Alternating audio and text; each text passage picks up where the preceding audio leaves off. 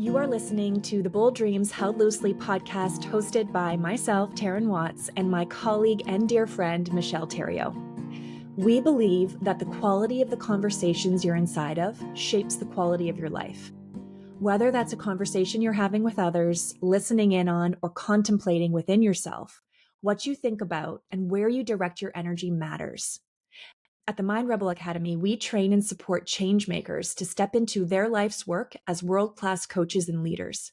After mentoring hundreds of people from around the world, what we've come to realize is that the most extraordinary coaches and leaders have one thing in common, and this is that they are wildly devoted to living deeply examined lives. After all, you can only go as deep with another as you're willing to go within yourself. And this podcast is just that. Michelle and I, two coaches and leaders, having raw, honest, very human conversations that are expanding our minds, opening us up to new possibilities, and keeping us steadfastly committed and focused to walking our path towards our deepest yearnings and greatest visions. And our intention is that these conversations do the same for you. So get comfy and settle in. And as always, you're invited to take what's for you and gently leave the rest. Enjoy. Taryn, take me back to the very, very beginning, to the first moment you ever remember a thought crossed through your mind that was something along the lines of, I'd like to be a coach. Okay, so I didn't even know what coaching, I didn't know coaching was a thing. Coaching was not, when I did my coach training, coaching was not well known. I mean, I feel like social media wasn't even like a big thing that time. So, okay, so my journey started when I went on a spiritual healing retreat to Sedona, Arizona. So that was a time in my life where everything was crumbling down and I was just yearning to find myself. So I went away, I went on the spiritual retreat to Sedona, Arizona, and I worked with all these energy healers and did all this internal work and this energy healing work. And it was such a life-changing experience. And it opened up the doorway to this whole other world, this whole other reality. And I got home from that trip and I said to Dawn, so who is my, lifelong best friend and also works in the Mind Rebel Academy. And I said to her, I just experienced energy healing and we need to go learn how to do this. And she's like, sold, done. What do we do next? So we went on this like couple of years of learning Reiki, learning integrated energy therapy, learning all sorts of modalities. We actually opened up a business called Soul Sisters. It was a Reiki practice called Soul Sisters. And we opened up that practice right around, Michelle, do you remember the Groupon era? Like Groupon and Kijiji? Oh, yeah. You Yeah. remember that? So you could buy things at a really discounted price and like try things, so it was a really cool avenue for, we were not on social. I don't even think was there social media that long ago? I don't even know. Instagram wasn't a thing. That's I for think sure. Facebook was a thing, but like Yeah. it's different. I don't know what Facebook's like now, Yeah. but things have evolved. Things have changed. So that was a really cool avenue for us. So we opened up this Reiki business called Soul Sisters. And we decided we're going to put out a couple Groupons and Kijiji ads, and we're going to try to build our business and get the word out there. And we were doing Reiki together. So you'd get like double the energy. And we put out these ads without like a cap on it, without saying like, oh, we're only going to sell 20 of these, because the deal was you get 3 Reiki sessions for like, I don't know, $50.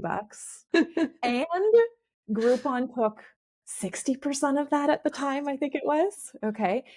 And almost overnight, we sold hundreds, hundreds of these Groupons, hundreds and hundreds of these Reiki sessions where we were literally making dollars for. It was a wild, wild year.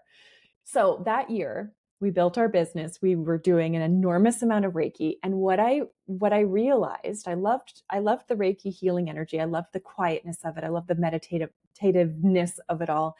But what I loved most was when the client would get up from the table and tell us about what was happening. I loved asking them questions. I loved getting deeper into what they were feeling. I loved the communication piece after the session. And so that's what sparked my idea. And my initial idea was actually, should I go back to school and become a therapist? I love this so much. And so I went down that route and thought, at the time I was working for the government of Canada and we were doing this Reiki business part-time. And I thought, should I go back to school? I just, I had completed a commerce degree. That was my path in university. But should I go back and should I become a therapist? I started going down that route and looking at the amount of schooling that I would need to do. And I think I've said this before. I'm not academic smart.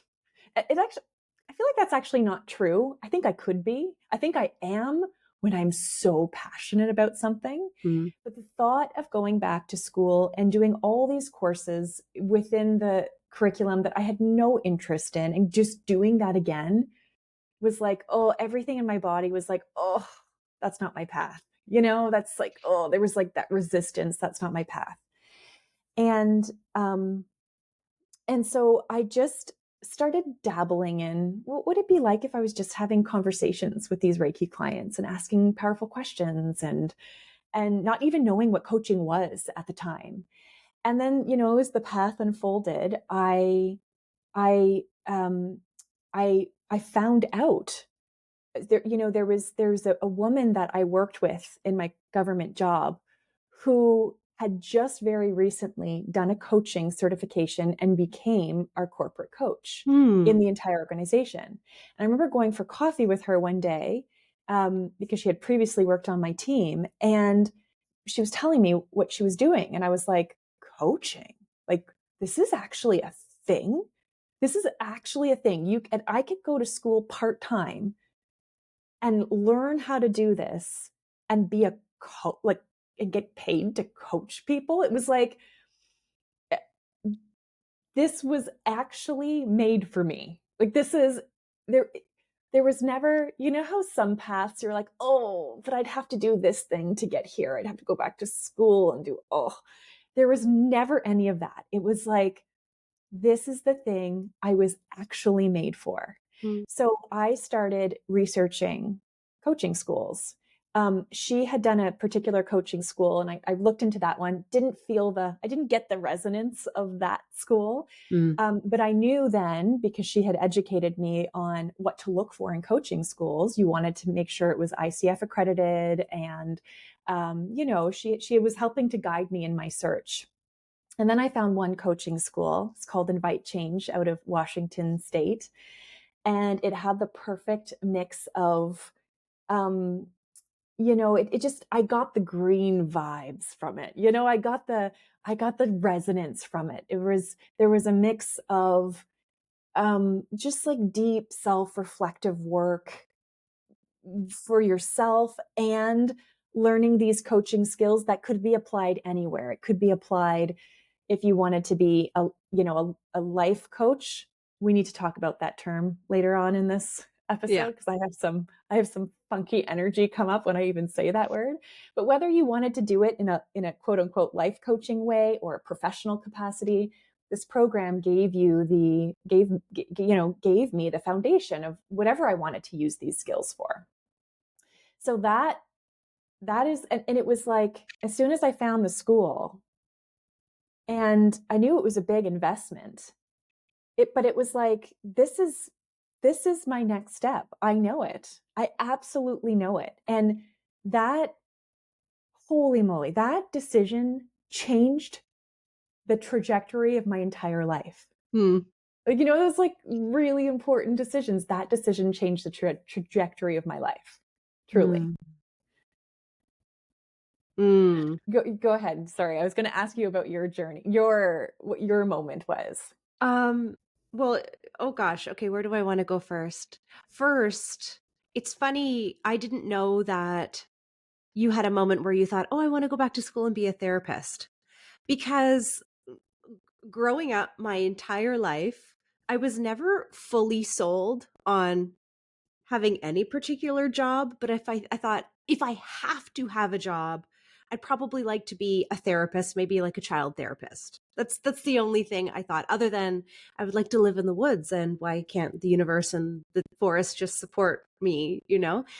Um, and right before, not right before, but for a while before you came to me and said, I'm doing this thing.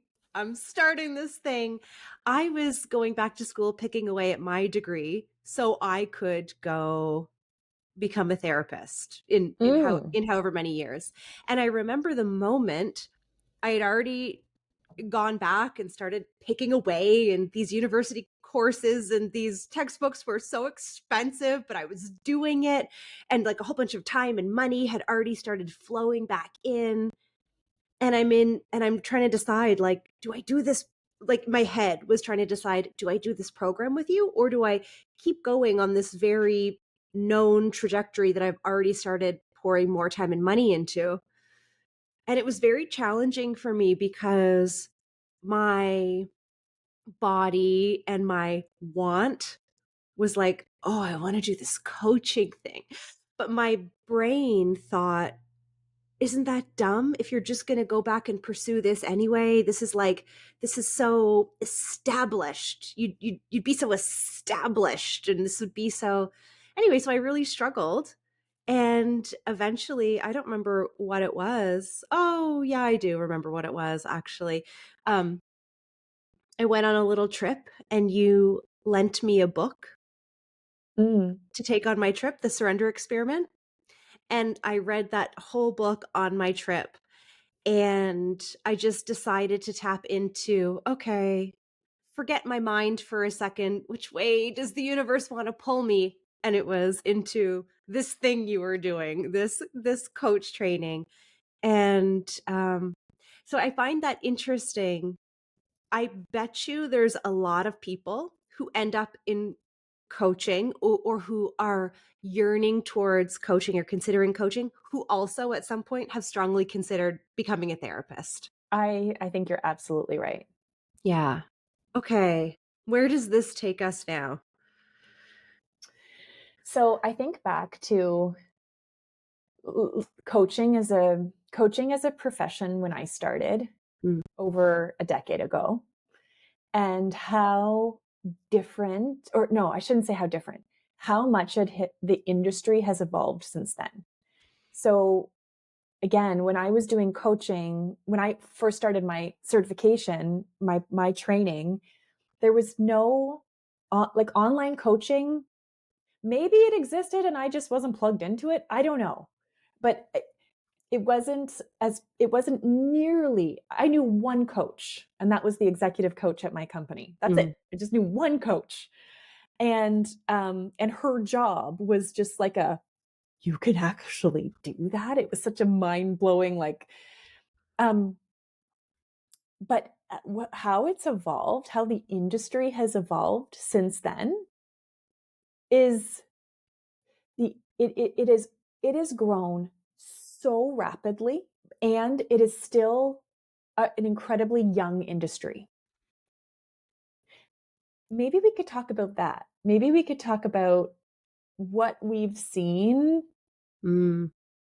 Yeah. you know, how we've seen the industry grow and how young it still is. Mm. And um the you know, we both have a like a visceral reaction in our bodies when we talk about being, you know, life coaching, but like the Yeah. term life coaching. Maybe we could unpack that a little bit too, because I think that has to do with what we're seeing in the industry. Yeah, for sure. I remember the very first time I ever heard about a life coach, about this thing existing. It was actually when I was in high school. I had a friend and her parents bought her like a coaching package with a life coach in the last year of high school. And Wow. isn't that so amazing? That's absolutely, like, that's wildly progressive for that long ago. I know. Like amazing. And I think now at the time I thought, wow, that's so cool. And now I think back and I think, what incredible, Whew. tuned in, forward thinking parents, Oh, right? yeah. Oh, yeah. And I remember her saying, like, oh, like a session with my life coach, I'm working on this, or we're talking about this. And I remember me and maybe other people having some questions and me asking some questions, trying to tease apart like, what is this? How is this different? Is it like a therapist? I don't remember what questions I asked, but I remember trying to tease it out. And I also, one thing that struck me in my own mind was noticing how um, I feel like when I was in high school, I still felt like I I loved the idea of going to therapy and therapists and like exploring yourself and working on yourself. But I also remember feeling like felt like there was a little bit of I don't know if like stigma around going to therapy is Mhm. the right way to put it, or I still felt like, oh, if you express that you're going to therapy in the wrong group of people, they might think of you a certain way that was undesirable to me. And I remember the sense of openness and empowerment that my friend had around having a life coach. Like, yeah, we get to dive into these things. It's awesome. It's supportive. There's nothing to be ashamed of. The exact opposite, actually. I'm like building myself and in these ways. And I thought, so cool. It also scared me a little bit because I also imagined like, oh, what if a life coach like pushes you and then you have to like do what they say? I wouldn't like that. But I just felt the sense of curiosity and awe and like little bits of fear. But it just struck me as so cool that you were allowed to get support. It wasn't shameful. It wasn't because something was wrong with you. In fact, it's the opposite. It's because you believed in yourself so much that you deserved this extra support and how to consider moving forward. And that I thought that was so cool. And so that was my first impression of coaching. It was actually an extremely positive perception. And I don't know if I heard much or anything about it again until I heard about it from you. I think it was almost like this gap. It was that first impression. I heard nothing about it. And then you introduced me into your world of coaching. And that took my impression of coaching from, ooh, intriguing, empowering, a little scary, I don't really know the details, to sinking into the most beautiful, nourishing world and experience I could have ever imagined. The reality of coaching was way more beautiful and powerful than I even could have ever imagined. Let's talk more about that in a little bit. And then I kind of naively was walking out into the rest of the world going, oh, coaching is the best thing. And anything that's called coaching must be wonderful, right? Like, yes, coaching programs. And fast forward a little bit of time, I dabbled in a coaching program or two and there was one particular time where I signed up for a coaching program, like a follow up, like a not to learn to be a coach, but I was like, oh, As like a participant yeah, of a coach's program. Okay. exactly. So I loved coaching so much that I thought, ooh, I want to, yes, I am coaching, but I love coaching so much that I would like to have space held for me some more. And I want someone to support me again. And signing up and being so excited. I had these high expectations. I was so excited to have space held for me. I was so excited for the transformation I knew was coming. And then it felt like the rug was pulled out from under me and the reality hit that this person who said, I'm a coach and this is a coaching program. And I realized, oh, this isn't coaching at all. And I felt so dumb for not inquiring more deeply. I just assumed they're calling it coaching. It's going to be this thing I've experienced. And it wasn't. And my stomach sank. And I was a little bit heartbroken. I was like, I can't believe I spent this much money. And I'm so disappointed. And it's not coaching at all. And I should have looked more deeply. I should have made sure it was actually coaching, but my mind was like, but he said it was coaching, and it wasn't. It was someone who felt like they were doing really well in life, trying to share their perspectives and advice and mentor people to do the same things that worked for them, trying to hand off that to everyone in the program. And I was so disappointed. It was awful. And that I think is what really introduced me into this, I guess, dichotomy of what exists out in the world, of the real coaching that exists in the world, and the things that are being called coaching that are not even a pale like version of what true coaching is. And oh, it feels like a really messy, wild, wild west world out there in the It- coaching realm. yeah. Like wildly expanding, growing so fast, but still so young. It is the wild, wild west. Really, it is. Yeah. So this program that you took was more like mentorship. Yeah. And I'm sure had this person called it mentorship, you would have been going in with a very different set of expectations and Yeah. may have signed up, may not have signed up because it might not have been what you were looking for. But you're right, so many people, there are so many misperceptions about what coaching is.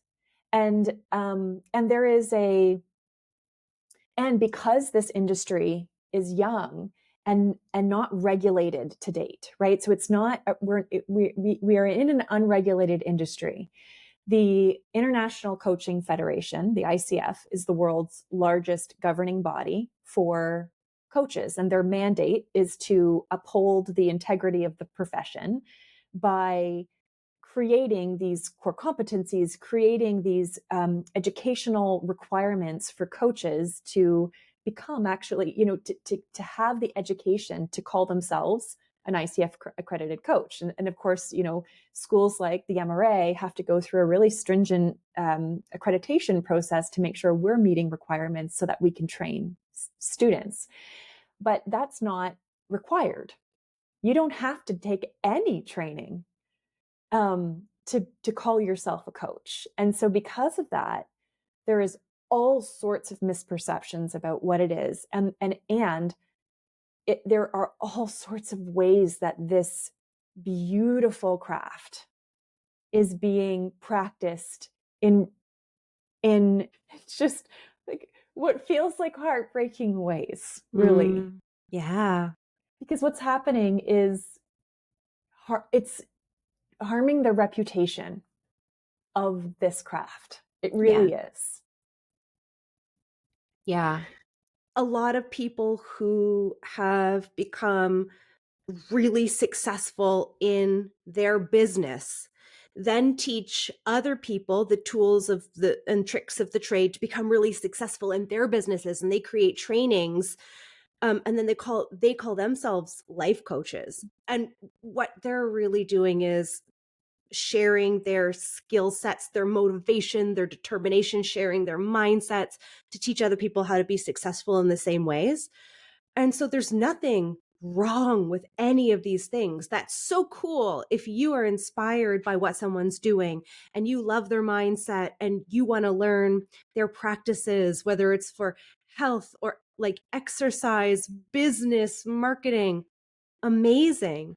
But it's it's um it's confusing that so many different people doing so many different things are calling themselves life coaches when you compare these other things to what the coaching that we're talking about, entirely different things. They don't Wildly different. resemble each other at all. Yeah. Yeah. And that's confusing and um I was going to say problematic. Is it not probably? It's just unfortunate. It's unfortunate because I think more precise language would do a great service to everyone in trying to discern what it is that would really be helpful for them to engage in or Mm, learn about or buy, because there's such a difference, and more precision in the language of what we're talking about would be so empowering for everyone. yeah, I totally agree. And that's what a regulated industry would help to provide is um, what you can call yourself, because there is such a difference in coaching, the kind of coaching that we're talking about, and mentorship or advising. And these things can also blend beautifully together. Really, we Hmm. have so many students who are mentors, like true mentors. Um, they are leaders or mentors. So they are business mentors, or we've trained beach body, coaches, but really like mentors, and teaching them the true art of coaching so that they can enhance their mentorship skills, enhance their teaching skills, enhance their whatever it is that they're doing, only helps to strengthen that. But they know the difference of what Mm. they're calling themselves. Like they know when they've got a mentorship hat on, and they know when they've got a pure coaching hat on. Yeah, absolutely. And I think there's still, I love coaching so much. So it's my favorite thing. And right now, if I was going to pay someone to support me, I would probably just go to a coach, maybe someone who also was teaching something. But the predominant thing that I want right now is coaching.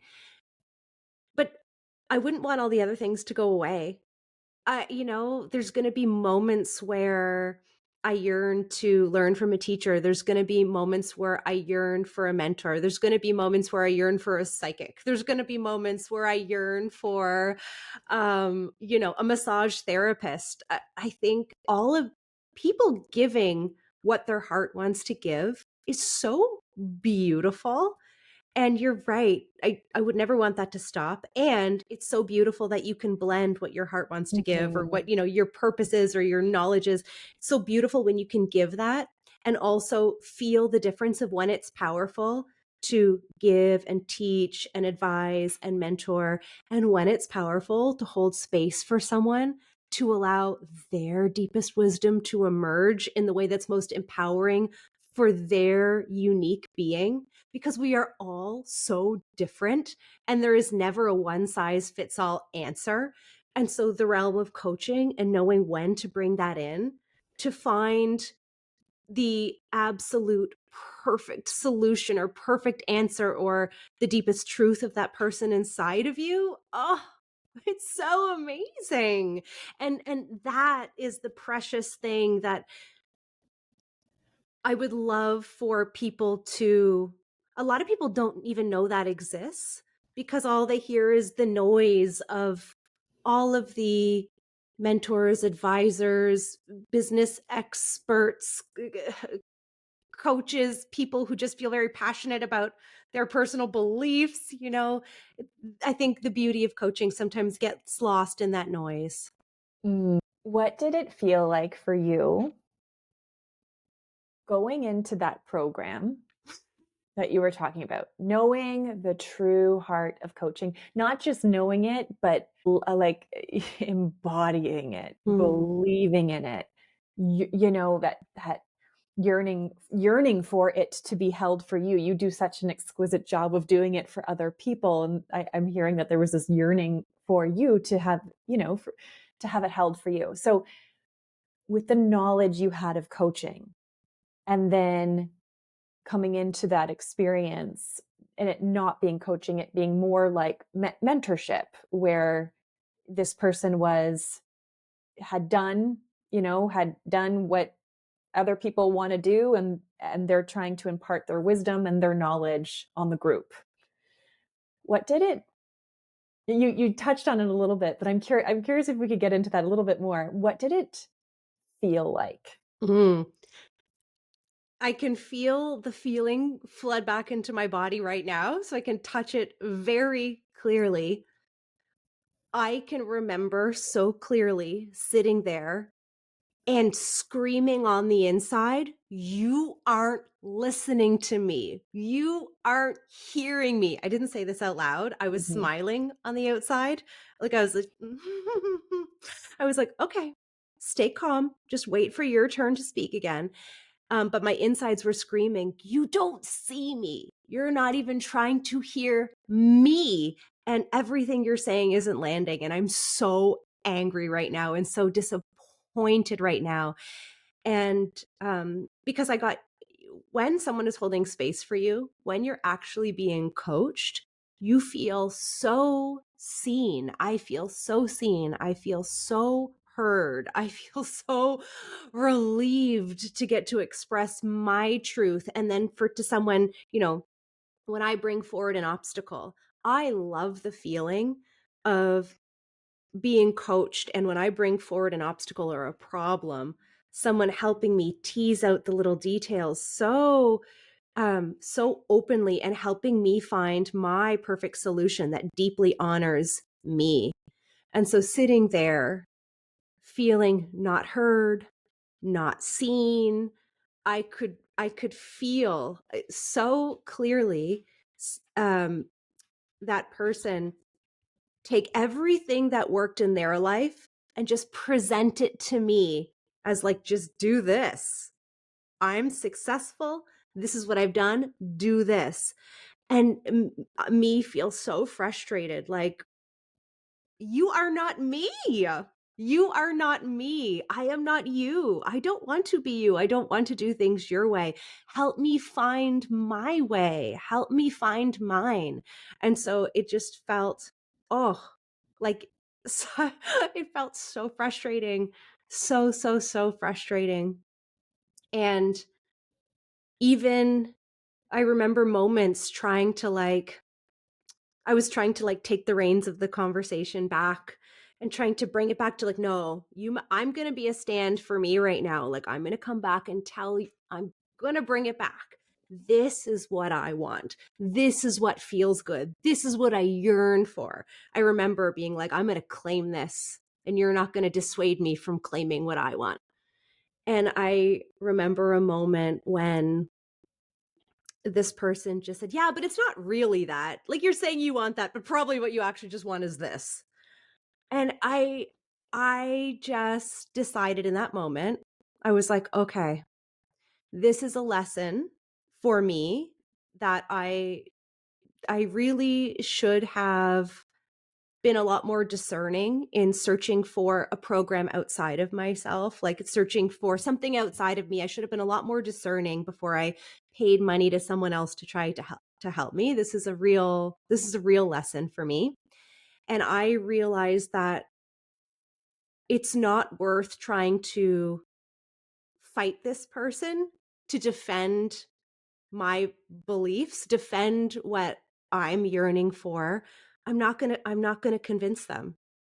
I'm not, even though part of me wanted to, I wanted to come back with a rebuttal. I wanted to fight and say, "No, you're wrong. That isn't what I want. This is what I want." And there was just like this split second moment where I had to take a deep breath and say, yeah, I could try to fight them and prove to them why what I want, which is different, is worth it and right. Or I could just release this entire experience and double down inside of myself, because I don't need this person to buy in to my beliefs. I don't need this person to understand. And I don't want to spend the energy fighting for this person to understand why I want to do things differently and why I want to live my life differently. I'm going to take the energy that part of me wants to expend on explaining myself to this person. And instead, I'm going to give the energy right back to myself. I'm going to release this experience and I'm going to have renewed confidence on my own path. And and so I guess you could say, like, I guess there is a beauty in that. I got something out of that experience, and that was to, oh gosh, although I absolutely would invest in having space held for me and in coaching, I think in that moment I was yearning for something, and I wanted help outside of myself, and so I too quickly jumped to pay for support.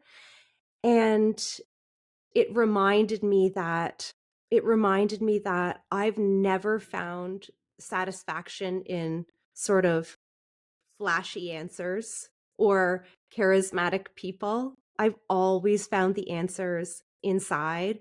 And it's as simple as just having someone purely hold space for me that always brings my answers. It's where I always find the power, and I don't need this flashy program with this person who seems to be doing so well. I just need someone to help me hold space for my answers, Mm. for my truth. So the, the program didn't give me what I wanted, but it did help solidify that knowing. And now I'll never make that mistake again. Do you think, because that was a group program? It was like a combo group program with one-on-one Okay. sessions. Yeah. And that's very common, like to, these group programs. Do you think that, how do I want to ask this question? Do you think that that way of mentorship supported anyone? Yeah, I do. I do. I think that there were lots of people in that program who were very happy with what they were receiving.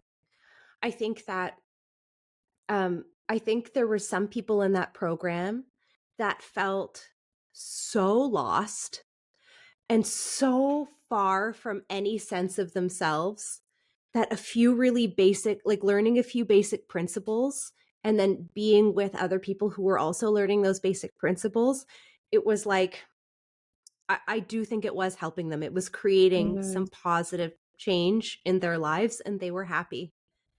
And so, I don't want to sound like I think that this is like that people shouldn't do that. And Mm-hmm. this was Yeah, fair. this was a horrible program and a horrible person. Not at all. It's, uh, like a wonderful person doing what feels right to them and drawing in the people that the program's drawing in people who actually do need that exact type of Mm. support. So I think there's a place for it. I absolutely think there's a place for it, um but it was absolutely not what I needed. And it would have been, I mean, I should have done the extra careful discerning of what I was signing up for. But it would have been very helpful if it was communicated as a support group and mentorship and not Right. coaching. Yeah. It Yeah, sounds like many of the other participants were there to be mentored or didn't have the same understanding of what coaching really is that you had. So there was this disconnect. totally. Do you think, had this, so what I heard you say was like you did not feel heard, you did not feel seen. It was Mm, like blanket solutions trying to just, you know, being kind of thrown at you, and your truth, what you actually wanted, how you wanted to do things was not, and we call that authentic listening, right? And yeah, authentic listening, true authentic listening is something we actually have to train ourselves to do. yeah. We are not born in this world as authentic listeners. That is true because look at any child. Look at any child. They show us that the entire world revolves around them. Everything is about them, right? Their entire worldview is incredibly self-oriented. Hmm. And that's how we're wired. And in order to truly authentically listen, we have to undo that and learn how to undo that and unwire that programming and learn how to not project our own past lived experiences onto another. We have to learn how to not create a lens on how we're hearing other people. And we probably can never do that perfectly because we're, imperfect human beings, but we need to know at least when we're doing it. Yeah. When am I creating context through my own past lived experience to make sense of what you're telling me, Michelle, right? And I need to be so painfully aware that I'm doing that so I can lean back into my authentic, like my true authentic listening and my true coaching posture, which is not about projection Yeah. in any way. I have seen the magic that happens when mentors, like business mentors in particular, because we've trained several business mentors, have all of their mentorship and expertise and their the things that people need to learn how to do and need mentorship for, but they also embody the mind of a coach through these coaching stances and principles and can actually authentically listen to their clients and help and hold space for them in the mentorship. And Mm, oh my, how freaking powerful is that? yeah. Yeah. And there's two sides of that coin. One side, how powerful is that? Absolutely magic happens. And also the other side of that coin is sometimes when authentic listening and being able to, put your own lens aside, when that doesn't happen, harm can happen. Yeah. Like actual harm. And you're no longer helping someone. You're not even just keeping them at even, but like harm, Mhm. they're going down into the negative can happen. And I had, so my experience in that program, in a roundabout way, it didn't harm me. It made me stronger. I learned valuable lessons. I came out better, more self-assured from the lessons.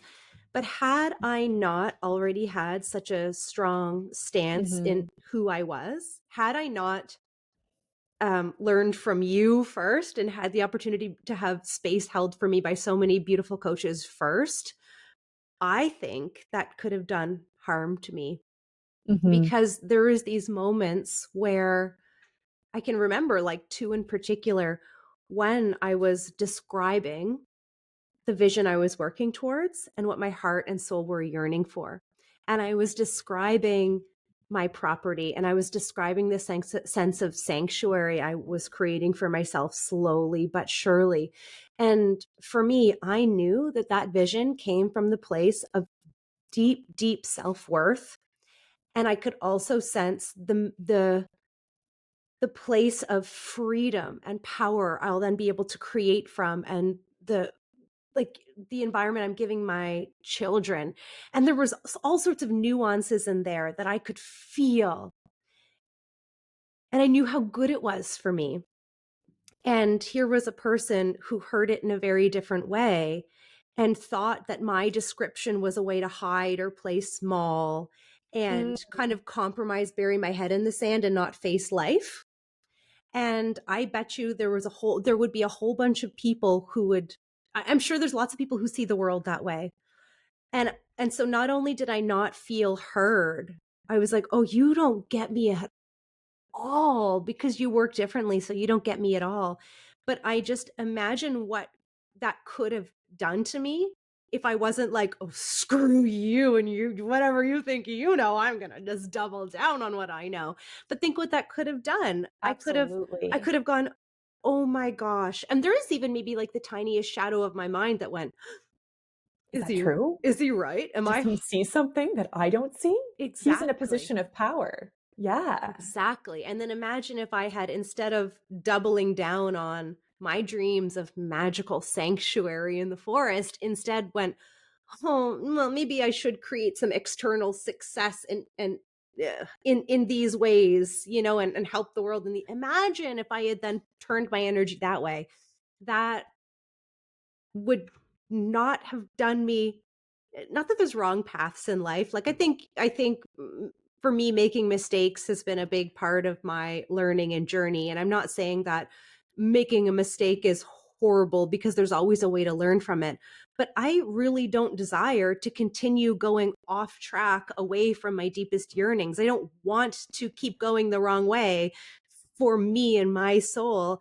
I want to I want to move towards what's meant for me, and I don't want to waste time on detours anymore.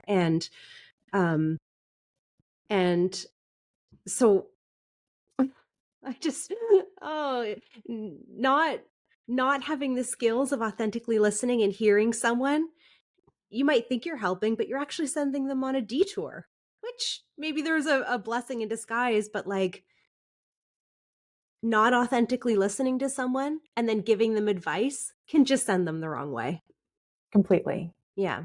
We had this really cool realization. I think you brought it up, Michelle. This really cool realization the other day. And I can't remember the exact context or how this came up, but we were kind of in a conversation around measure of successes in terms of, the MRA. How do we measure our success? How do we measure the success of our program and how it enriches students? We've got all these different kinds of measurements. Sometimes they're feelings, sometimes they're actual, like, concrete. They've passed these exams and they're coaching at this level.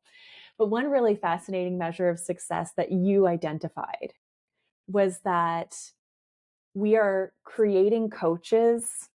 We are helping to mold coaches and train coaches to such a high level that you yourself would want to be coached by them. Yeah, it's And I true. agree with that completely. Yeah. When there are so many students, like the vast majority of students, when I think of them, and uh, when I think of them leaving and going into the world, I think I would be honored for them to hold space for me. I would feel safe in their hands,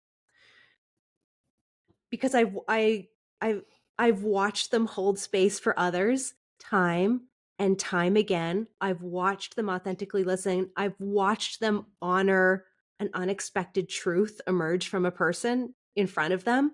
I've watched them honor it and help them build off that. And that's what I want. That's what feels so good to me. And yeah, it feels so good that when someone comes through our program, they leave in such a way, we're sending them out to the world in such a state that I know they are, oh my gosh, I know that they are holding people with such reverence, that they're doing such beautiful justice to this art of coaching. And yeah, I would so willingly put myself in their hands to hold space for me. Yeah. Which is saying a lot. Yeah. Which is Yeah. saying a lot. Yeah. Yeah. It's funny. It's funny that didn't occur to me for a while as a measure of success. But when I realized that, it made me so proud of everything we're doing. And it's like, also what it does is that I already knew that I was really on board with the core competencies that the ICF lays out. So, all of the core competencies and all of these very sort of technical markers, I already knew I was on board with them. I already knew, I already understood the logic behind them. But it's a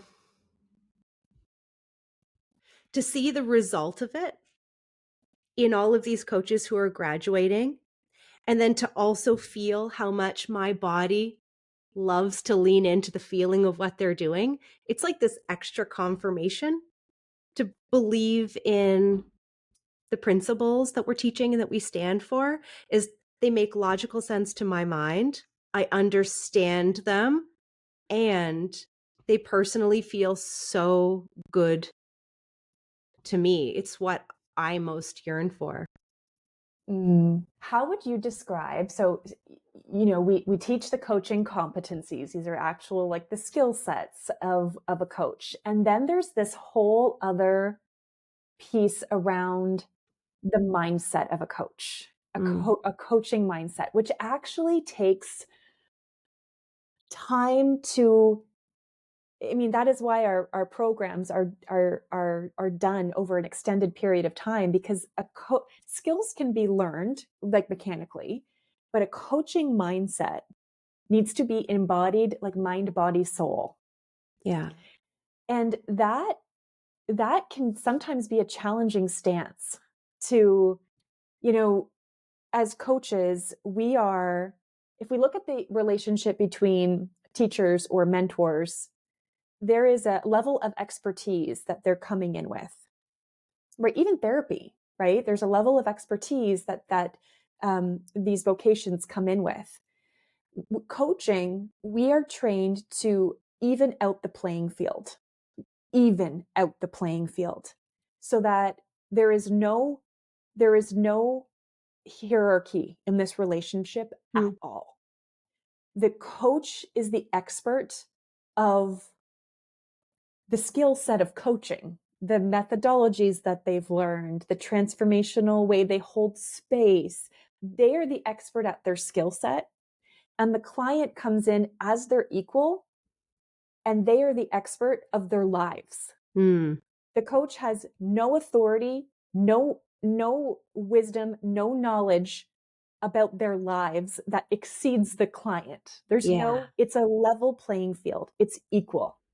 Yeah.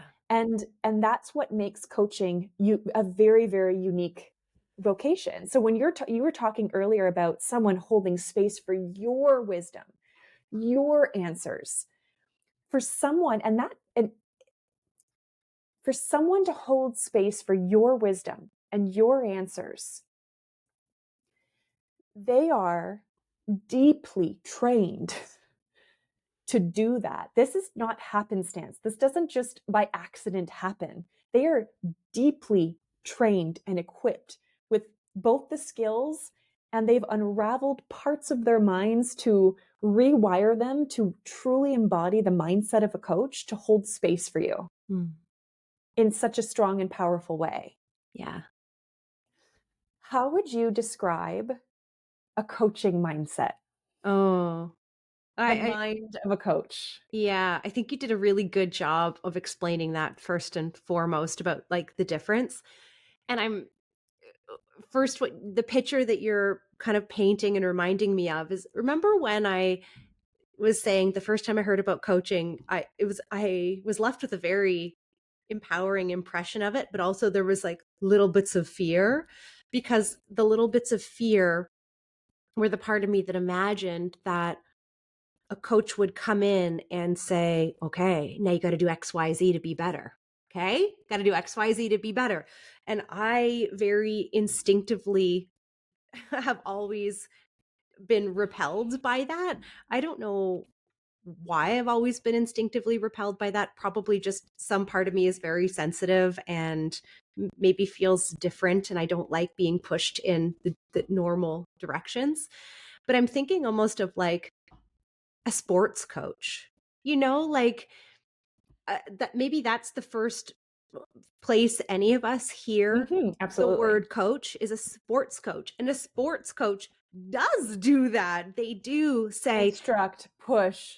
Yes. Yeah. totally. And so there's this element of like, I know you don't want to run the laps, but you got to run the laps. And if you run the laps, your game will get better and your life will get better. So that is, I guess I just want to start with that is not the coaching mindset that we're talking about. That's the opposite of what we're talking about. So a coaching mindset is literally the opposite of the coach who says, these are the drills that work.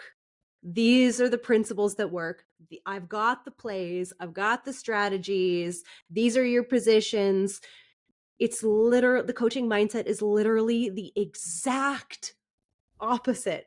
It's almost, I love thinking about the structure of coaching, the combination of the clear structure of a coaching conversation and the clear structure of coaching principles with all of this beautiful empty space in the middle. So most of a coach's mind is open, openness, and just ready for the client to paint them a picture. And so most of the mindset isn't remembering things or holding things in your mind or knowing the good strategies, knowing the good exercises, knowing the good plays, or even being good at diagnosing or seeing. It's none of that. The coaching mindset is remembering principles so simple. It's not simple in like the learning and integrating of it. It is real work, but holding principles so that are so simple, like I am not the expert of this person's life. I do not know what is most important to them. Holding the co-creating the intention of even a conversation and then holding that intention for the client, like literally being a stand for what the client says is important to them, what the client says they would like, what they would like to get out of a coaching engagement. Listens the ways that a client wants to work through something and just being a stand for everything the client sovereignly declares to be true, which I think is so unheard of in the rest of the world. So unheard of. And what's funny is I understand why that's unheard of in the rest of the world, because I understand the feeling I felt like for most of my life. I walked around with so much confusion and so much fear and so much yearning that for so much of my life, I genuinely felt, oh, I just want somebody to like help me. I just want somebody to show me. I just want somebody to tell me. I just want somebody to guide me. I remember over and over and over again asking my parents or friends or people, what do you think I should do? What do you think I should do? What do you think I should do? And I think a lot of people are walking around with questions like, what do you think I should do? What would help me? And I've been so hungry, and I think people are so hungry for answers that the world, in response to people's hunger for answers, just attempts to give answers.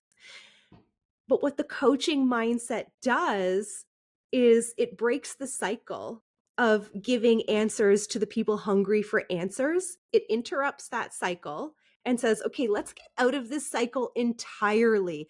Let's figure out a way for, instead of constantly being in this cycle of searching for answers outward, let's interrupt the cycle and let's empower you to figure out how to be self-directing. Let's empower you to figure out a way to always have access to your own answers. Let's empower you to give yourself the authority to conduct yourself in a way that feels good to you, instead of always needing to look for permission from somebody else or from society. So not only, this is what I love about coaching and a coaching mindset, the more you learn a coaching mindset for yourself, the more you practice the art of coaching, and or the more you have space held for you by somebody who is embodying a coaching mindset, not only do you find your most aligned, powerful answers in relation to whatever struggle or theme you're exploring in the moment, but it also wires you to learn how to do it over the big picture and long term. So not only does it help you find your own answers in the moment, but it teaches you on a deeper level that you actually have your own answers. So not only are you finding these like aligned next best steps in whatever season you are in your life, but you're just moment by moment becoming more and more empowered to have sovereignty in your own life. Oh my gosh. Which is so glorious. Sovereignty means you have the freedom to be who you want to be. You get to feel the relief of releasing all the masks, all the weights that like your parents wanted from you or society wanted from you or like teachers wanted from you. It's freedom, it's relief. You realize that there is no rule book that you have to find and follow to have a successful life, to be a good person. There is no rule book. And if you get to stop searching for the rule book, that means you actually might get to create whatever wants to come out of you. You actually might get to, like, what if you actually get to imagine the life of your dreams? And what if that's actually possible? And what if you're actually allowed to pursue that? It's so beautiful. It's so beautiful. So anyway, I'm not sure if I can, that's the only way I can describe a coaching mindset. To be on the receiving end of that, what you just so eloquently and beautifully described, to be on the receiving end of that, it feels like you are in, as the client, this like sacred bubble. And the coach is holding this sacred bubble so securely, nothing else is interrupting or coming into this sacred bubble. It is so pure. It is so solid. It is so held. It is so like tightly, firmly held. You know, in that, coaching is this mix of both masculine and feminine energy. It's the actual structure, it's the competencies, it's the arc of a coaching conversation that creates the container for that to be so beautifully held so that the magic and the solutions and the exploring and the answers and the wisdom are unearthed. And sometimes those are the smallest whispers of someone's truth that have never even been expressed out loud, or perhaps not even consciously before, that this container creates space for. Yeah. And to be on the receiving end of that, it is the greatest gift you could give to another human. Yeah. Last week we have a placeholder in our calendars every Friday for 2.5 hours to do our podcast recording. And last Friday I was in something and we jumped on to our podcast studio, and I shared I'm having a lot of emotions. I'm in something. And Michelle, you said, what do you need right now? Like, is recording a podcast actually what you really need right now? And the truth was, no. Expressing anything in that state was not what I needed. What I needed was to have space held for me. And that's what you did. We spent the next hour and a half, and you created the most beautiful container for me to express what I was feeling, to like feel into the fears I was feeling, to get emotional about what to make connections, to make links that I hadn't made before, to unearth it all so that I could come to my own awareness. Not once did you offer me, and you're so intimately connected with so much of, of the topic I was bringing forward, because it was about business. It was about stuff that actually some of it even impacts you, but you're right. You were so able to take your mind out of it and trust so fully in my wisdom and my truth. And I walked away from that conversation feeling like I had lifted a boulder off my heart and cleared energy. And you know what happened? It was a Friday, and I shared this with you, but what that session did for me was clearing and cleaning all that energy out of my body, out of my mind, out of my body, and like letting my soul reveal itself, revealed my path forward. It my creativity opened back up, my inspiration opened back up, my path forward became clear. And that's the power of coaching. It's almost it's it's so profound. It's so simple and so profound. Yeah. It's hard to put the true art of this in words. It is. It is hard to put it in words. I- You know, that paradox of being so simple and so profound is so true. Because once you get really good at coaching, once you once you've spent the time to practice, figure out, integrate, practice, figure out, integrate, you get to a point where it does feel so simple, and there can be an ease, and sometimes it can almost feel like I'm not doing much at all. I'm just holding this space and I'm witnessing this person unfolds it, and explore in front of me. And yet, the process to rewire your brain to consistently Mhm. embody a coaching mindset and to have sorted through to take the time to sort through all of the fears and objections that come up in your body or mind as you're attempting to learn to hold space for another. It's quite an involved process. Like Mhm. it's not, it doesn't seem, I don't think it's as simple as, yeah, what they're saying makes sense, I'll do that. It's like it's um it can feel so counterintuitive to when you want to be of service to somebody in some way. It can feel so counterintuitive not to try to reassure them, not to try to tell them how wonderful they are, not to try to show them the way they can get out, not to try to give them advice, not to try to, it can feel so counterintuitive not to give those things, because I think we're conditioned to give people things to help them. And um even like, so for all of the coaches out there, they'll totally understand what I'm saying. They'll have been through the process of wanting to offer something and practicing restraining it. But even for people who have never coached, just like notice next time you're talking to your best friend, your child, someone at work who's coming to you with a problem, just notice what it feels like to not offer a solution or to not offer reassurance. Just like notice the discomfort.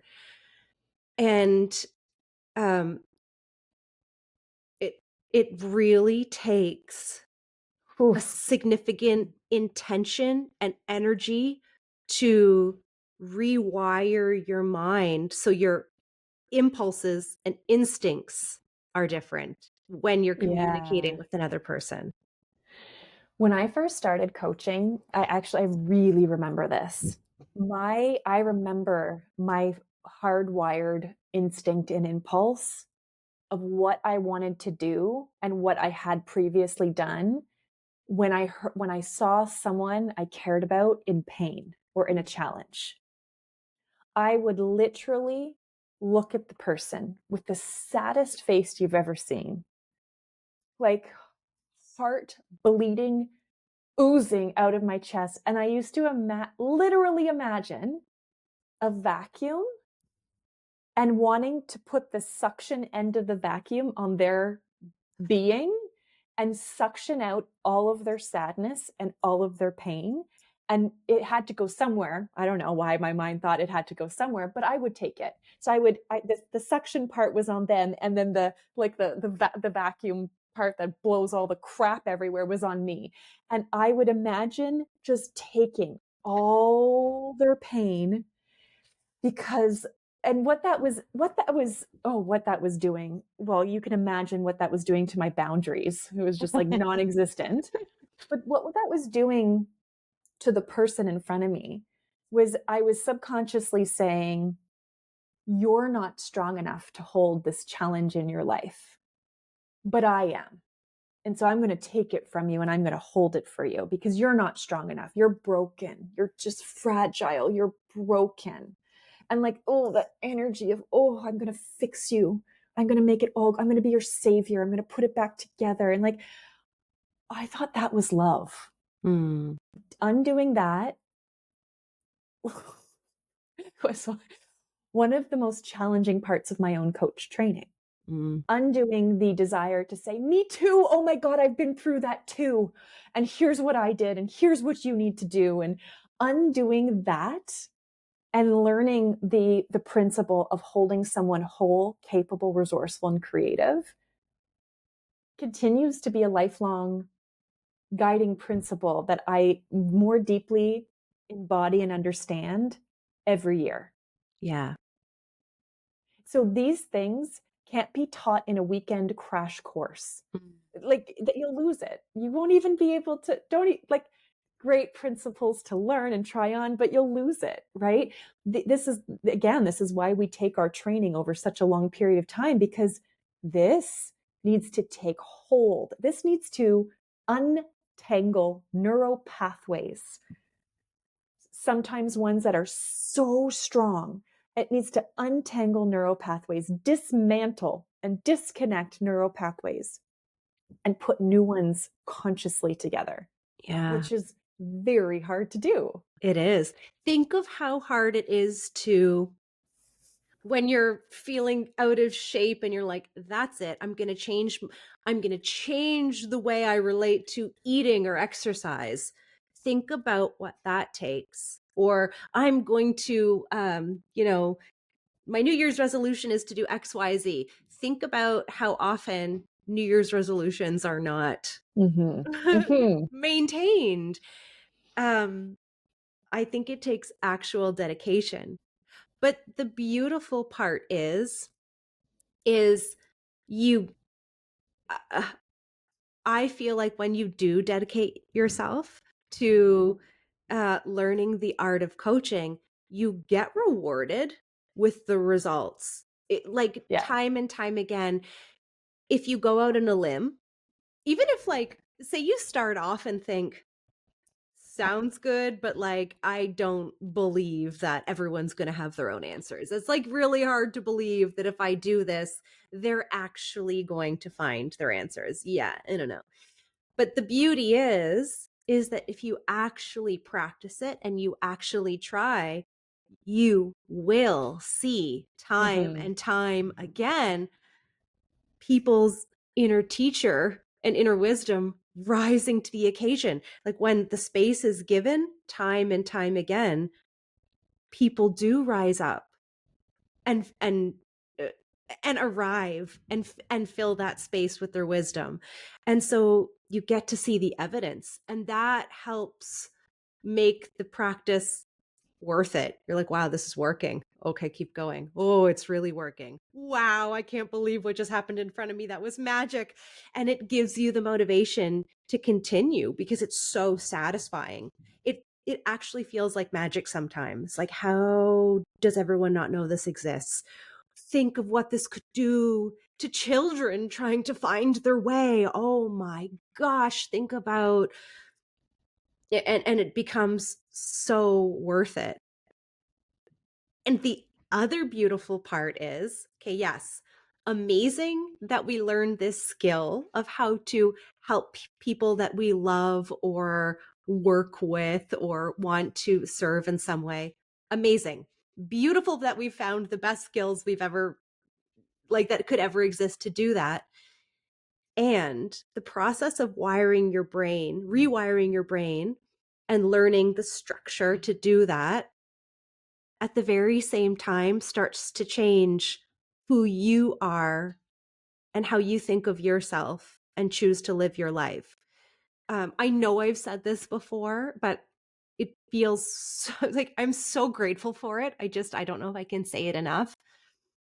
Learning how to hold space for others, learning how to listen for their truth, learning how to hold space for the possibility that their yearnings could actually be right and true and real, and building into an entire conversation off of that and proceeding as if they are the expert of their own lives. I'll never forget, like, after I don't know how long it took, but I remember a moment where it clicked in. Wait a minute.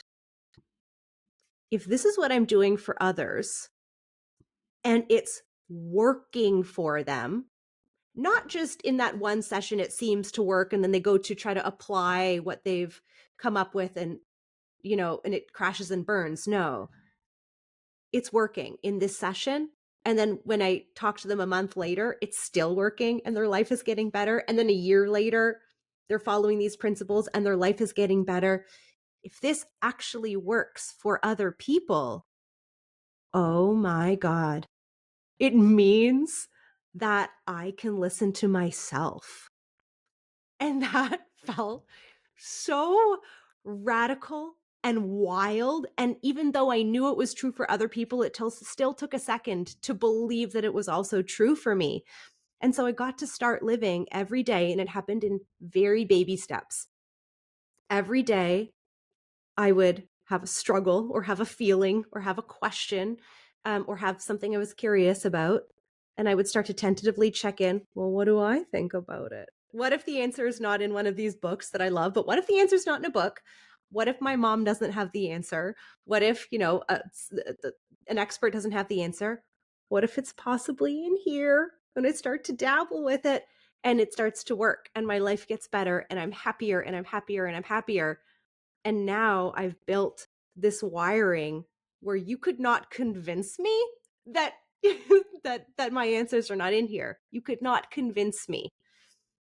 And that is my favorite thing. Yes, I love holding space for other people, but my favorite thing is what coaching and a coaching mindset and learning to be a coach myself has done for me in my life. It's Mm. the greatest gift I have ever received. I really mean that because like one, I just get to be the person I've wanted to be. And I think just that, I think of what that does for my kids, getting to have a mom who's being the person she wants to be.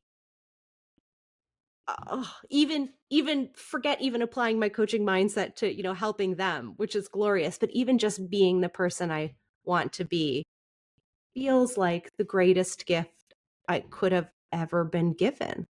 Mm.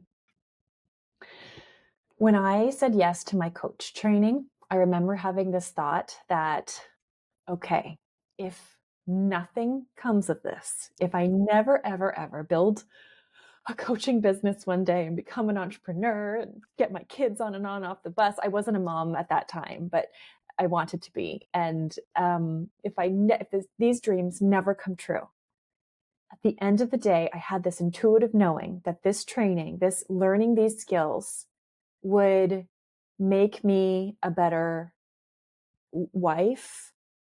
And I wasn't even married at that time either, but a better wife, a better daughter, a better friend, a better sister, like a better version of me. Mm.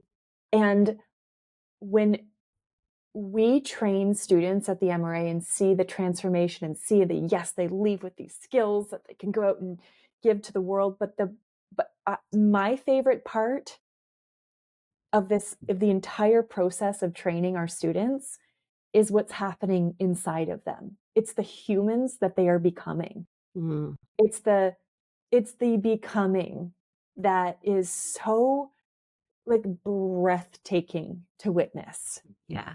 And I really think that if everyone learned these skills, we would wake up to a different world tomorrow.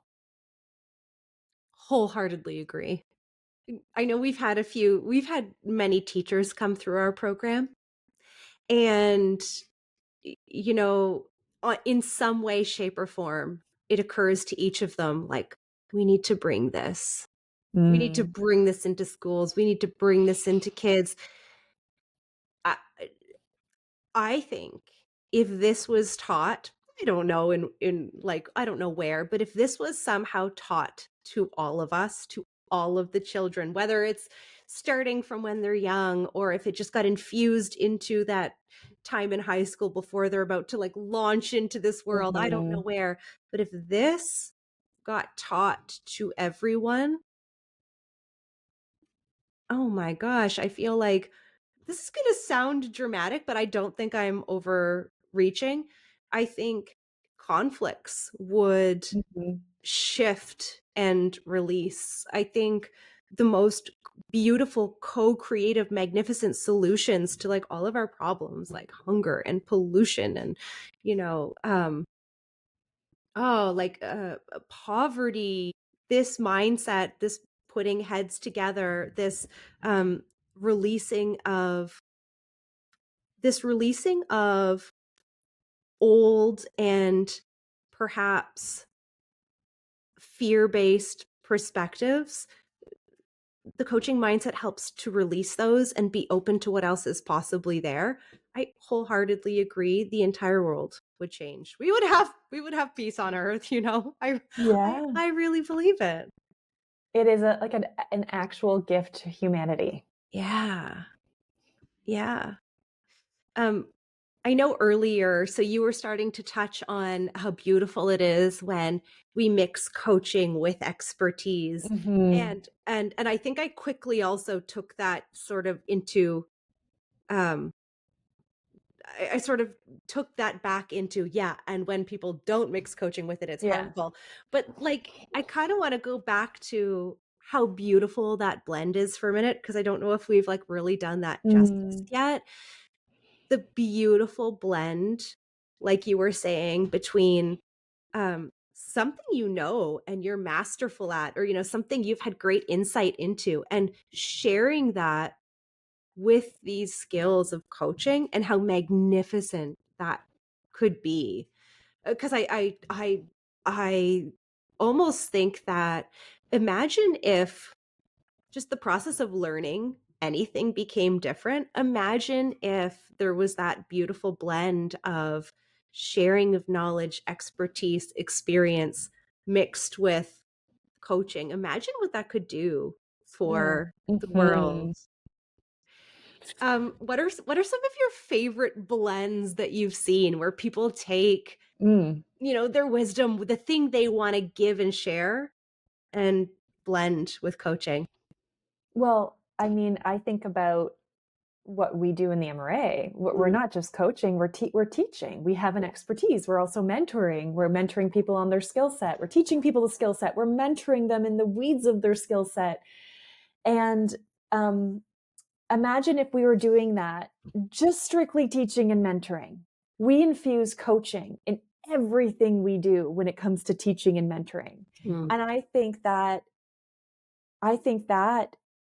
that enhances what we do. Not only does it, I think it enhances the student experience, but oh, it feels so much better. Like, doesn't it feel so much better for you when you're mentoring a student to blend in coaching? mm. Doesn't it feel so much better? It does. And I think there's been like an evolution, right? I can remember really early on someone not understanding a principle, but like not believing it, like questioning it. And I can remember at first some of there were so many moments where I kind of reformulated the way to describe it and then tried to describe it better, you know, like and Yeah. sometimes that's a useful thing to do. But there was times when that still didn't land, and I remember like, oh, how do I like We explain this how do and I ingest it. Yeah. yeah, how do I explain this better? How do I teach this better? And now I love the process of when someone's resisting a concept or a principle, like, you know, say someone's like, I don't believe you that I shouldn't tell this person what to do. I don't believe you, you know?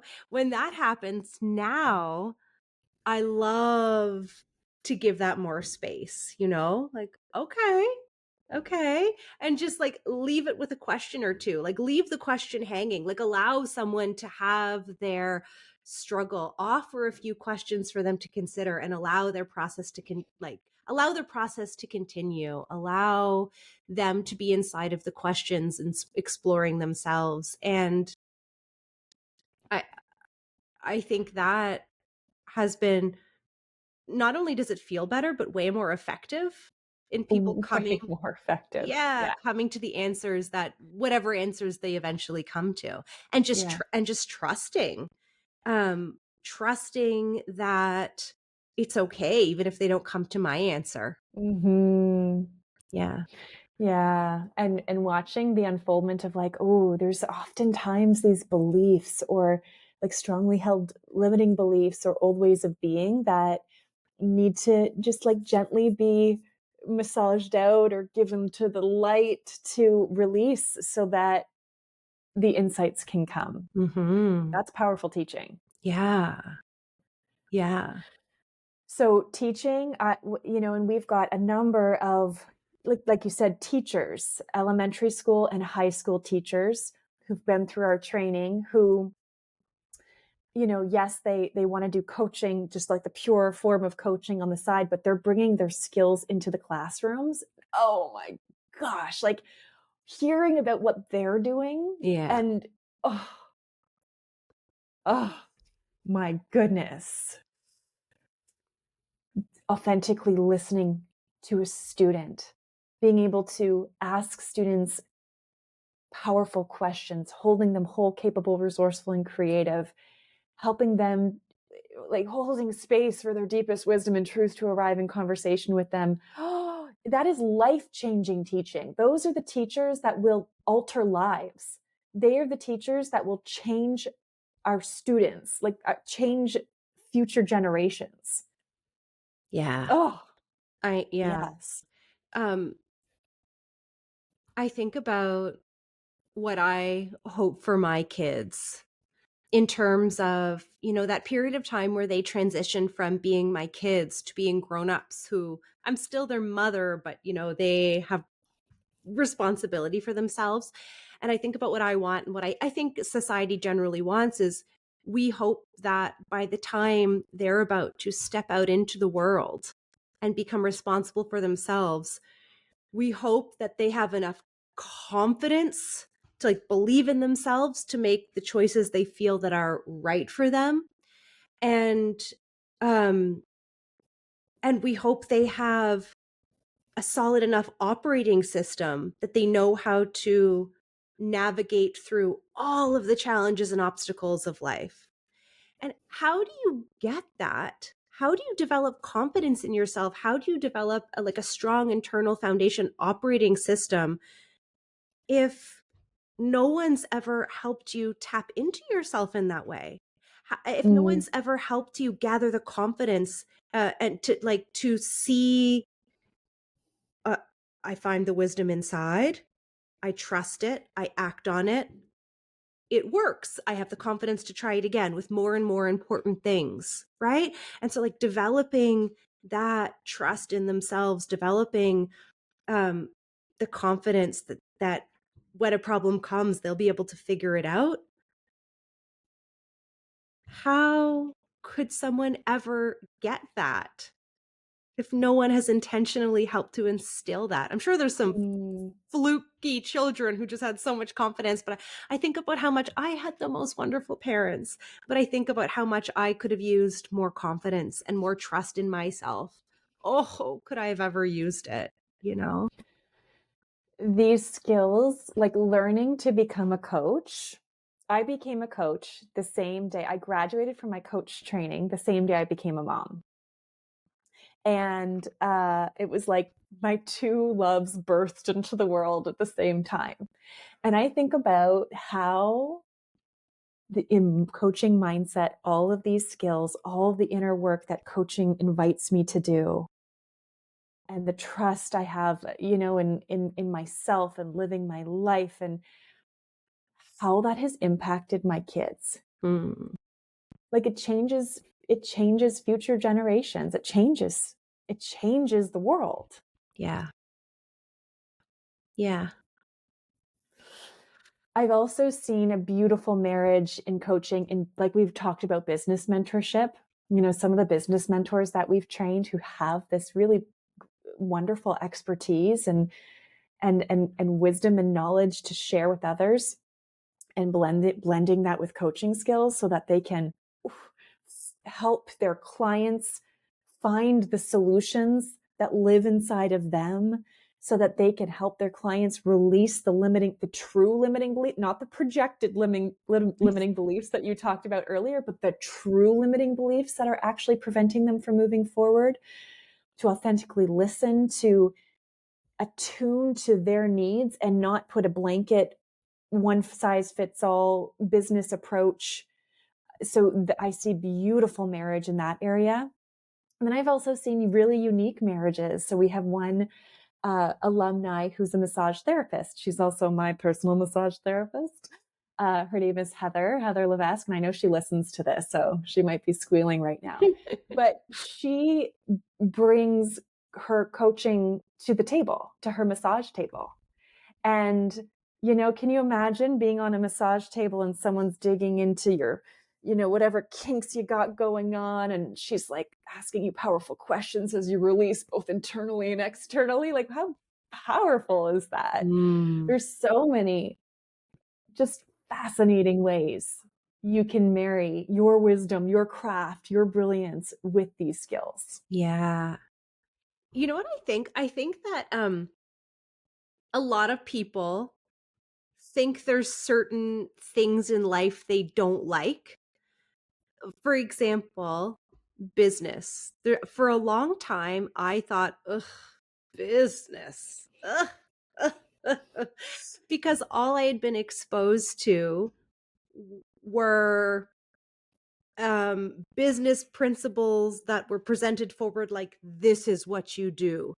And because I didn't match with those, I just thought I don't like business. But I think there's such a cool opportunity with things like true business coaching, like a true blend of, Yes. here, I'm going to share some principles and let's find what that means to you, which Yeah. might look so different to you than it does to me. And it's, I think that's so cool because it invites people into realms that otherwise repelled them.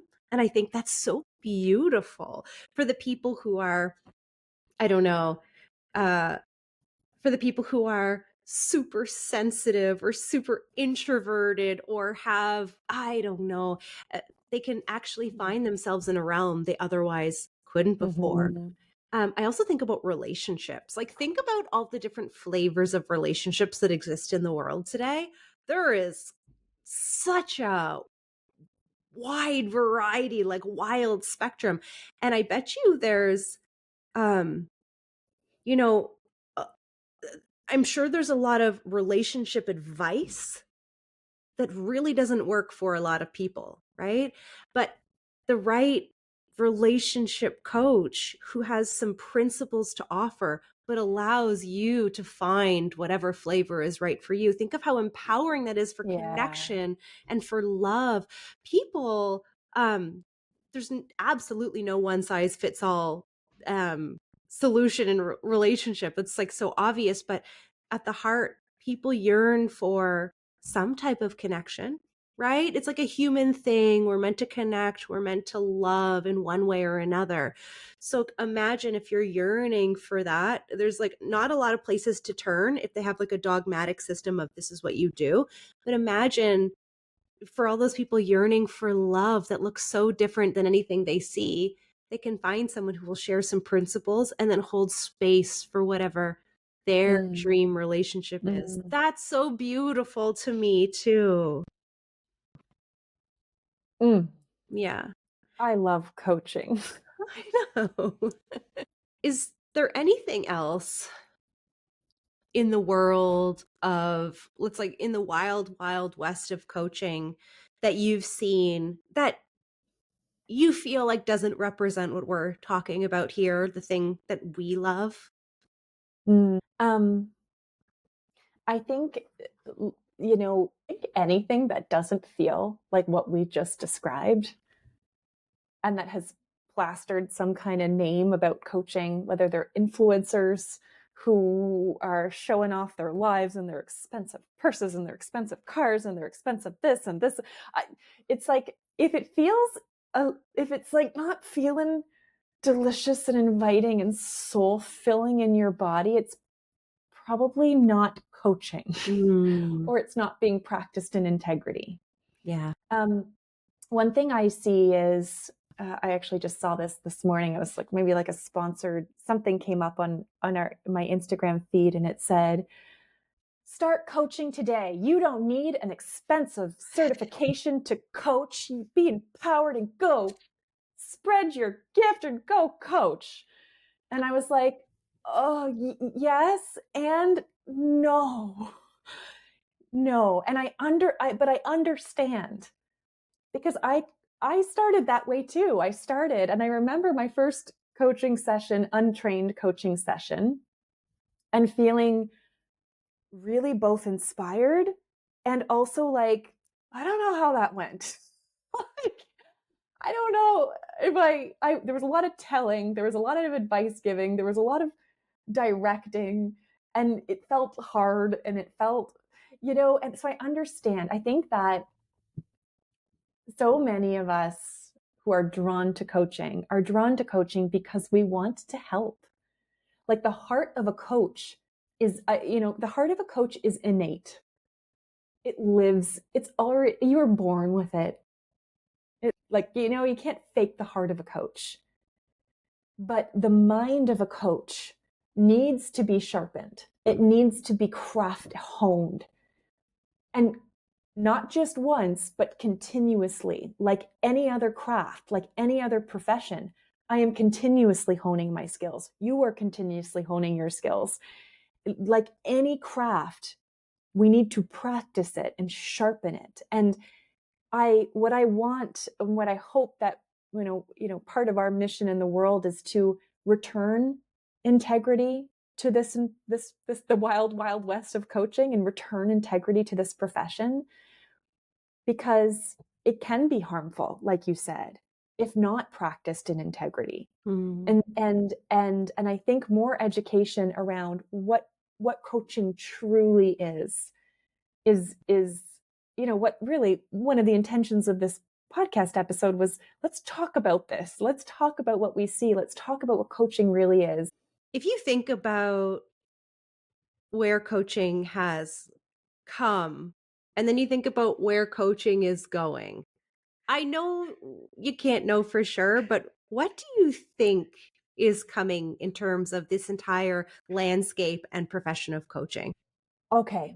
I think that, when I think about where I started from, was the kind of not well known. The coaches that I knew were in the executives, so in the corporate space, but for executives. The coach that I was working with, she was almost a trailblazer in trying to bring coaching from just executive into middle management, but it stopped there, like very much hard stop after middle management. And so what I see now is, yes, the wild, wild west of the online coaching world, which is kind of what we explored. But I also see some really encouraging trends. I see coaching being integrated into the workplace in greater and greater ways, and not just at management and executive level, but at the individual contributor level, which is so incredible to see. So incredible to see. So that shift I started to notice probably about 5 or 6 years ago. In my own coaching practice, I was being hired by more and more organizations to come coach their employees. Yes, managers as well and leaders as well, but also employees. So I think that trend, the corporate coaching in all the various levels, are growing. And they're already naturally more discerning in who they're hiring to come coach. You absolutely need to be an ICF accredited coach to go in and coach with an organization. What I think we're seeing, it's like we're seeing this massive, in the online coaching space, we've seen this like massive like pendulum swing to one end of the wild, wild west. And I think we're going to start seeing true integrity being returned to the profession. I really wholeheartedly believe it. I think the world of flashy, sexy, high ticket, instant results, instant transformation. I think people are sick of it. I think I think that that era is dying, honestly. Mm, And I think people are consumers are becoming more educated. And so that I think it's going to be a thing of the past. I think the bubble's bursting. I think the wild, wild west world of coaching, I think the bubble's bursting. mm, And what's going to be left is the pure craft of coaching. mm, And and I believe it's actually an incredibly exciting time to become a coach because the need for the true art of it is growing as the reputation starts to take hold and people, consumers, whether they're corporate or whether they're individual consumers, are becoming more knowledgeable and again, this bubble is bursting. That's not what, like you said, you kind of have to go on this personal journey of, is it this thing outside of me I want, or is it actually this thing inside of me that I want? I think everyone should have a coach. oh, Oh, yeah. everyone. I think everyone should have a coach. And you might not need a coach at every week or every month even, but at particular stages, especially during growth spurts of your life. And then to have someone to periodically hold space for you like you did for me the other day when things are coming up and surfacing and you're sifting through. I think everyone should have that. Mm, And one thing I will say is, for people listening to this, you've never experienced the true art of coaching like we're talking about here. We have an amazing program called Coaching for a Cause. And this is where you can apply to be a client in this program, and we'll match you up with a certified Mind Rebel coach that we have personally trained. And you can have a one-off coaching session with them in exchange for a donation to a charity of your choice in an amount of your choice. And this is a program we've developed so that people can come experience the true art of coaching at a really low cost, and get to experience what it's like to have this kind of space held for you. And mm. I'll put that link in the show notes so that if anyone's interested, you could be signed up with a coach, ASAP. Yeah.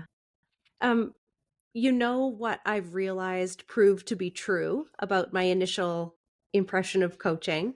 So when I described my impression of, wow, my friend who has a life coach, she's not like her parents didn't get it for her because she was doing poorly in life and she needed like, oh no, she's not doing well. We better get her a life coach. She was doing wonderfully, wonderful, wonderful student, athlete, friend, good family life. Her parents got her a coach to thrive even more, right? Like find her truth, find her answers. And when you say, I think everyone needs a coach, I wholeheartedly agree.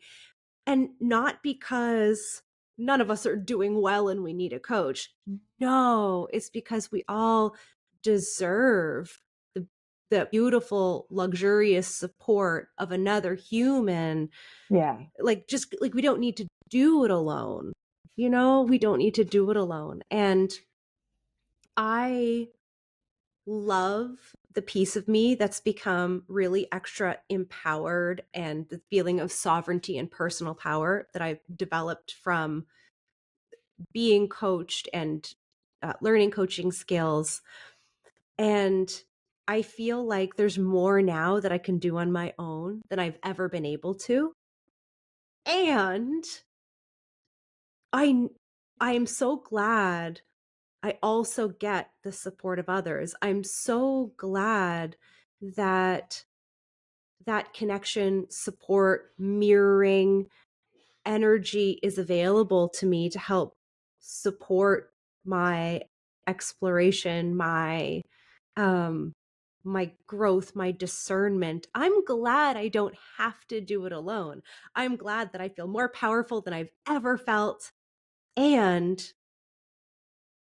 I know coaching is there for me. Like, you Hmm. just said, I held space for you the other day, but, you know, last week you did for me also, you know? It was like this, it kind of developed organically, and we were sitting around with a group of friends, and I brought forward something that, even though I, I feel like I'm able to move myself through a lot of things these days, like pick up my pen and my paper, sink into myself, explore. I'm able to kind of process and release and move through a lot of things.